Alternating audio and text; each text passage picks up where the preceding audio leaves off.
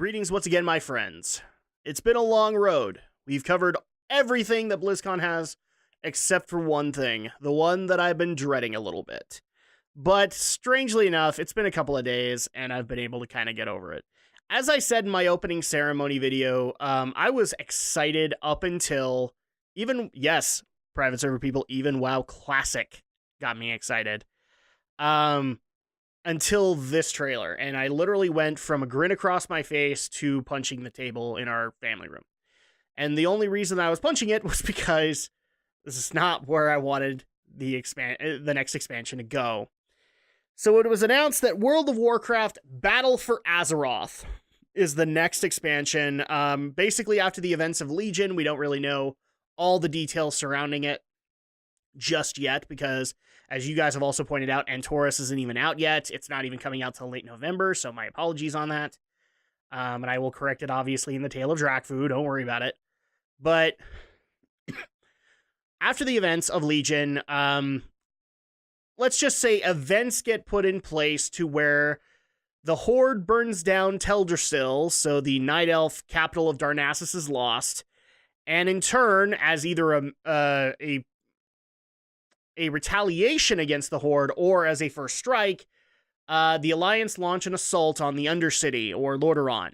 So to basically try and retake it. Basically setting things up so that the experience is pretty much Kalimdor is 100% Horde, although I don't know how they're going to figure that out because Exodar is still there.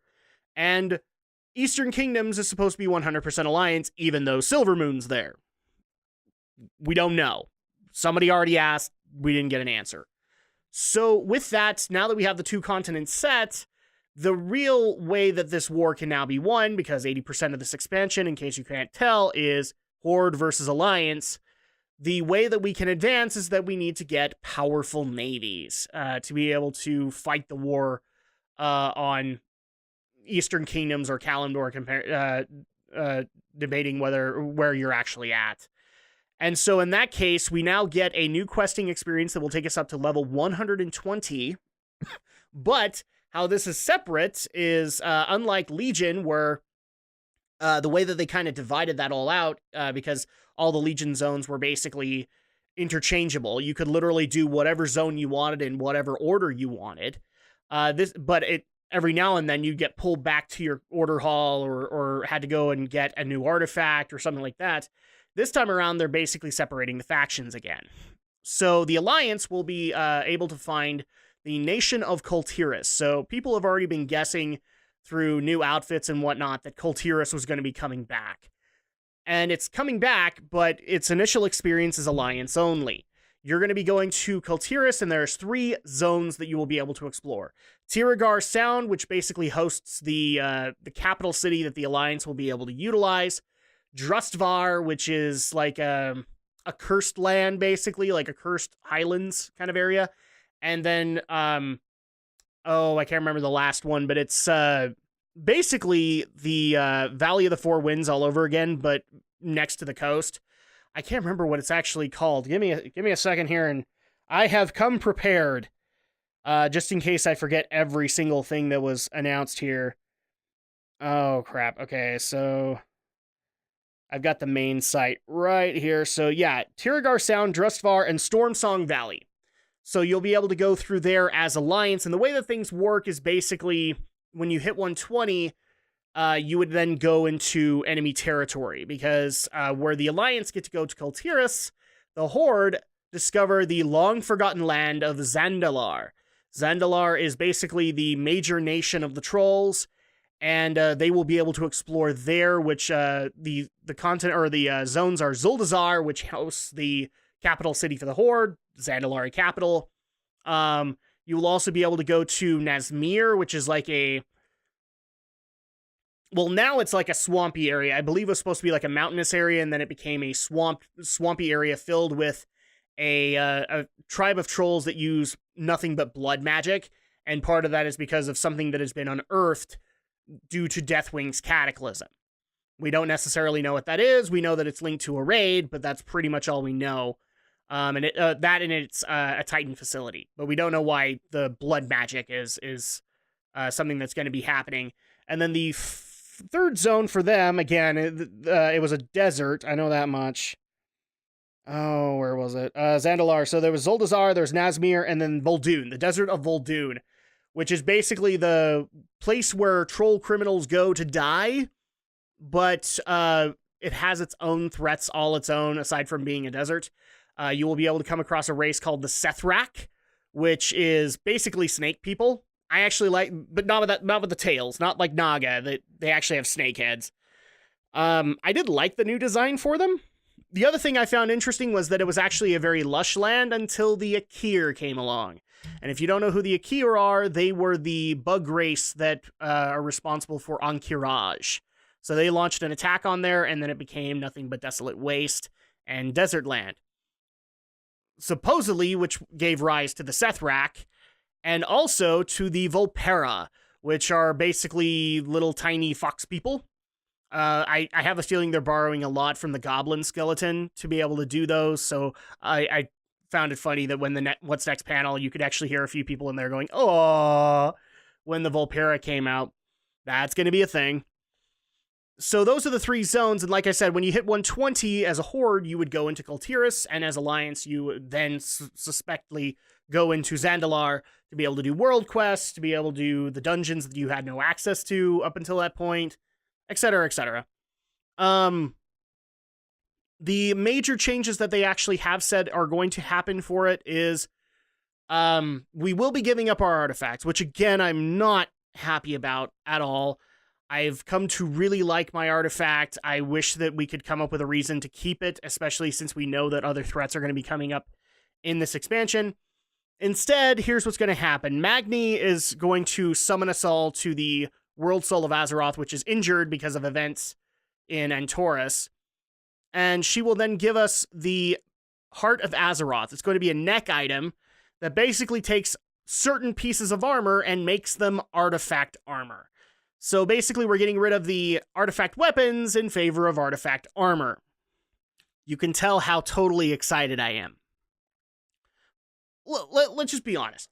I'm not against the whole artifact armor concept. I'm against the fact that I really like my artifact and I don't want to have to give it up. I know that I'm going to get weapon appearances, certain weapon appearances, because if you can't complete the 7.2 stuff before the expansion launches, you lose it. And also you lose the coloration for a level 15 Mythic Keystone. I don't like that idea either, at least for the 7.2 one, because you could still technically do that. But they're just saying, nope, you won't ever get access to it ever again because you'll come in overpowered and come and get it. Why does that matter? I'm doing transmog. Shouldn't I just be able to come and do transmog? I'm not in agreement with you here on this, Ian Hazakostas. I actually think that you ought to at least keep the 7.2 thing. If the level 15 Keystone, that makes sense. Because they then have to rework the achievements for new Mythic Keystones because those are going to be a thing next expansion. And he made it clear that they were going to be. But for the 7.2 content, I don't see a reason why you couldn't just go and get it. Maybe you just couldn't get all of the colorations for it. I'm fine with losing colorations. I'm not cool with losing the appearance, period. So at that point, back to artifact armor. I know I went off on a rant. That's my issue, is that I don't want to lose power for artifacts, especially when we know peace hasn't been restored and we know that there are other threats. And the way that they've announced that we are going to lose this, I mean, we're not going to go and put it into a vault somewhere, although we might as well have. My guess is that events are going to happen in Antorus, which are going to make us lose or destroy our artifact. And therefore, that's why we get all the artifact appearances. But basically, that's what you're going to be doing. You're going to be putting artifact traits onto these pieces of armor by collecting what's called Azerite. So, you've already seen the map from Silithus, which it looks like, you know, there's a wound there and it's bleeding. Basically, what they're saying is that from this new liquid that's coming out of it comes this new crystallized formation called Azerite. And if you collect Azerite with the Heart of Azeroth on you, that's basically artifact power. You use Azerite to boost your artifact armor, as well as the Horde and the Alliance look for weaponized ways to use Azerite as basically like a nuclear bomb. Oh, because that's worked out so many good times in Azeroth's past. Cough, cough, Theramore, cough, cough, Stone Talon Mountains. Am I bitter? I'm a little bitter. So with that also, that's the initial leveling experience. The other thing that we are going to get along the way is you're going to get bonus quests that are basically going to take us into updates for specific races. Why are you going to get those? Because the next feature we're talking about is allied races. So we've all been seeing the leaks and the data mining that's been coming out of like sub races maybe being a thing. And Blizzard said, no, we're not going to do sub races. Instead, we're going to do what's called allied races. Allied races are basically, you go through this quest line so that it makes sense that this race has joined this faction, and here's why they've done it. And then you will be able to roll that class, or that race in its own kind of class order, or not order, but its own class combinations, and be able to start leveling this character at level 20. You can boost it, but they actually encourage that you level it, because if you do level it, you will be able to get what's called heritage armor. Basically, you get a classic look of that race that you can wear wherever you want. And the races stand thus. So again, this is why I actually prepped my phone. Okay, so the races stand thus. This is why I actually put my phone in here to begin with. So for the Horde, we're going to go through the Horde first and then through the Alliance. You get 3 each, and they have said that there are more coming. They just didn't tell us when we're going to be able to get access to them. The first one is the High Mountain Tauren. So basically, you'll be able to make Tauren with moose antlers instead of bull. We do also have available classes. These are not going to be just this is why it's an allied race, not a sub race. You can make classes for it, but you're not going to have the exact same combinations as the Tauren do. So for this example, High Mountain Tauren can be druids, hunters, monk, shaman, and warriors. So you'll already notice priest and paladin are absent. You cannot be them as a High Mountain Tauren. And then you will go through your own unique questing experience starting at level 20. And if you go all the way, instead of boosting, you'll be able to get a classic set of armor that looks like it's from High Mountain. The next one is for, I'm going to go into the ones that we actually do know, because the third ones we don't. The next one that's going to the Horde is the Nightborn. So for everybody who's done the Suramar quest line, if you thought that they were going to go to the Night Elves, apparently we're going to find out that no, Thalyssra and her Nightborn compatriots are going to be joining the Horde. And for them, you will be able to make Nightborn hunters, mages, monks, priests, rogues, warlocks, and warriors. So I actually think they added a class there. I don't think Night Elves can go warlock. I will need to double check on that. If you guys know, you guys can let me know, but I don't think there is such a thing as a Night Elf warlock. I know there's a Night Elf mage, but I don't think that there's a warlock in there, and I can't really think of anything aside from druid that's missing from that class combination. So there you go. The Nightborn and the High Mountain Tauren are going to be joining. The third one, which we know nothing about, is the Zandalari Trolls. So that already makes sense since we're going to Zandalar.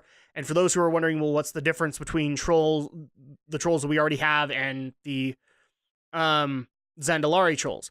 The trolls that we have access to are from the Darkspear tribe, and therefore have that big hunch that I really don't like. And Zandalari trolls are what's been introduced since, I want to say, Mists of Pandaria, because we were still running off of default troll designs in Cataclysm. In Mists of Pandaria, we actually got to see trolls that were standing upright and were a little bit more sleek, a little bit more warrior, well, not warrior-like, but I almost want to say like more human-like. They weren't as gangly. And so that is Zandalari trolls. We don't know their race combination or their class combinations yet, which is kind of sad for at least a few people. But that's the Horde races. You will be able to make a High Mountain Tauren, a Nightborn, and a Zandalari troll until more come along. The next ones are the Alliance, and these ones are the Light-Forged Draenei. So basically the Draenei that are part of the Army of the Light that we've been working with on Argus. We will be able to get them, and they will come in the class combinations of Hunter, Mage, Paladin, Priest, and Warrior. So I can already tell you, here, Shaman is not in there. So you cannot make a Light-Forged Draenei Shaman. And I think that's really the only one that's missing. Yeah, I think that's it. So you will be able to do that. And again, you will be able to get some Argus gear if you want to be able to get that. I know a lot of people were asking, can we get the armor set that Turalian's wearing? This is probably the way you'll be able to do that. And then the next one, this is where it gets a little interesting, because I have a feeling I now understand why Blizzard did this. Illyria Windrunner is going to be creating her own little sub-race within Elven society called the Void Elves. Basically, elves that are studying the Void just as much as she is, and they will be able to join the Alliance. So the reason I think that they're doing this is because originally when Blood Elves went to the Horde, it was because a lot of people suspected Blood Elves were given to the Horde as kind of a pretty race. Now, people just want to make elves however, and so now on the Horde, you'll be able to get a Night Elf variation, which is the Nightborn, and on the Alliance side, you'll be able to get a Blood Elf variation, Void Elves. And they will be able to go full-on Void. They did actually confirm this in the panels. Like, when you go into combat, you'll go full black and all voidy. And at that point, you'll be able to do all that, so it'll be amazing. The classes that they have are Hunter, Mage, Monk, Priest, Rogue, Warlock, and Warrior. So obviously, Priest is in there, because Shadow Priest, but Paladin isn't. So you can't be a Paladin there, and I think that's really the only class that's left out. But basically, these are a group of elves that are going to be studying the corruptive magic of the Void and trying to master it. So that's basically what we're doing, is we're giving Void Elves to the Alliance so they have a Blood Elf model, and we're giving Night Elf models to the Horde in the Nightborn. Then we also had the Lightforged Draenei, which is, again, just another Draenei variation. The third race, which unfortunately we don't know the class combinations yet, is the Dark Iron Dwarves for the Alliance. So Moira Thorazan is going to get involved, and you will finally be able to make that Dark Iron Dwarf with the glowing red eyes like you've always wanted. Hooray! And so that's the allied races. The other thing that we need to get into is, the other two features. One, we got some information on, the other one we didn't.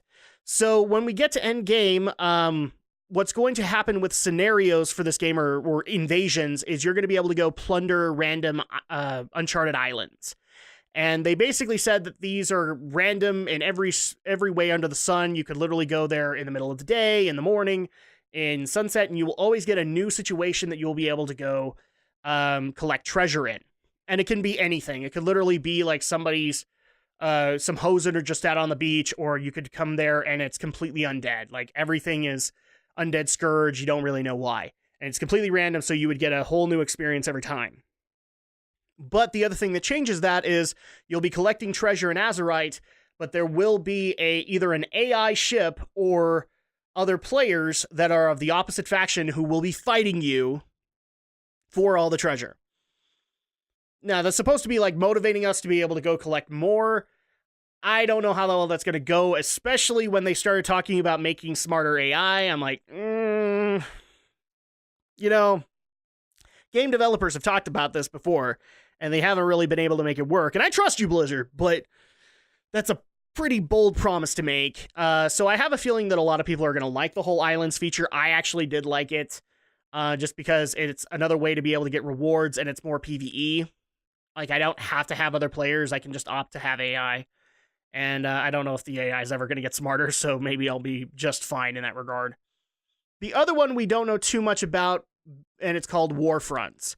So we know that there's going to be various battlegrounds that are going to be held throughout all of this expansion, where the Horde are going to try and once again get a foothold in Eastern Kingdoms. The Alliance is going to try and get a foothold back into Kalimdor. And the one that we got shown was going to be in Arathi Highlands, where the Horde try to retake the now rebuilt Stromgarde. It's a 20-on-20 PvE battleground experience. Here's where it gets weird. It's a 20-player, it's not 20-on-20, it's 20-player PvE experience where basically you recreate the RTS style in World of Warcraft. So you're building the buildings, you're getting all the benefits, you're putting resources where they need to be able to do well here. And you're building soldiers to be able to go off and fight the enemy. And that's pretty much all we know, because they didn't have a whole lot to be able to say on the matter. We know that there will be 20 players that you can cooperate with. We don't know if it's going to be 20-on-20, if it's going to be an actual, like, battleground. No, we don't really know. A lot of the stuff is to be determined. I can already tell you I was not excited about it, And if I can avoid the war fronts, I'm going to be avoiding the war fronts. But I have a feeling they're going to be the equivalent of the Garrison campaign or the Order Hall campaign, even though they've said that there's going to be a war campaign. I have a feeling they'll be interwoven into this. So already I can tell you I'm not excited about Battlefronts. They eventually just, or Warfronts, they eventually just sound like they'll be a battleground. I think eventually we're going to get the announcement that we really couldn't figure out a way to do this PvE, so we're just going to do it PvP and let it be world PvP and all that. And you'll get 20 on 20. But I don't really like the idea of that. I also didn't like the idea we're going to be getting new arenas based off of Kultiris and Zandalar, as well as the Seething Shore, a new battleground based around Azeroth in Silithus. So basically, right near the wound, and you're going to try and collect as much Azeroth as you possibly can get your hands on. Aside from that, we don't really know much else in that regard. The other thing I should probably get into that they're already announcing for patch 735, which was interesting for a lot of people, was basically retroactively putting in the Legion leveling experience in Old World. So, for those who don't know how that worked, in Legion, you had access to 4 zones at the beginning that were all level 101 or 100 to 110. And you could literally level how you wanted. Like if you wanted to go play with your friend in Stormheim, you could do that. And then you could go back to Val'sharah and that would be just fine. And the leveling would scale with you so that both of you would be able to get a good leveling experience at your proper level, whereas one of you might actually be like 1 or 2 levels higher. So what they're planning on doing with this is they're going to add it in retroactively to the rest of the world. So that way you don't have the same leveling problems that you guys actually saw we went through during the Tale of Drakfu. If you're playing through Westfall and all of a sudden your quests start getting gray or green and you lose experience out of it, you wouldn't do that this time around. And the way they would do it is they would basically take all of that and make it level 10 to 60. Or when you get to Burning Steps, it would be 40 to 60. That way the zone would still have its kind of allure. It would still feel like it's dangerous to lower level characters, but at the same time you wouldn't lose out on experience or anything like that. The other thing that they also experimented on is the idea of maybe being able to skip expansion content. And the way they explained it was like, if you're a fan of Outland and you're not a fan of Northrend, you would be able to do Outland for your 60 to 80 experience. But I have a feeling a lot of people would just go Northrend. They probably like Wrath content a little bit more. But you would be able to have the choice to do that. And then they would also do that for Cataclysm and Mists of Pandaria content, basically make them 80 to 90, roughly. And I think that actually could work. And at that point, if I didn't want to go through Vashir again, or if I didn't want to go through Deepholm, I could go through the Jade Forest. Basically making it so that you can pick your leveling experience. Obviously, Warlords you'd have to go through, and Legion you'd have to do, but I think they even talked about later expansions being able to pair that as well. If you didn't want to go do Draenor, you could just bypass into Legion content and you'd be fine. So at that point, I mean, already a lot of people were cheering about that because the leveling experience is kind of fixed at that point. You can literally do leveling how you want to do it, and then at that point, if you want to get back into the old world leveling instead of boosting, you could feel free to do so. Oh, the other thing I forgot to mention is they did actually clarify if you were concerned about character slots because of the new allied races, you would get 6 new character slots on your server list. So you will be able to make 1 of each if you want to be able to do that. The other thing, too, that they talked about was they wanted to eliminate the distinction between PvE and PvP server. And basically, the way that they would do this is make them all PvE, but you can now just opt into PvP if you ever want to.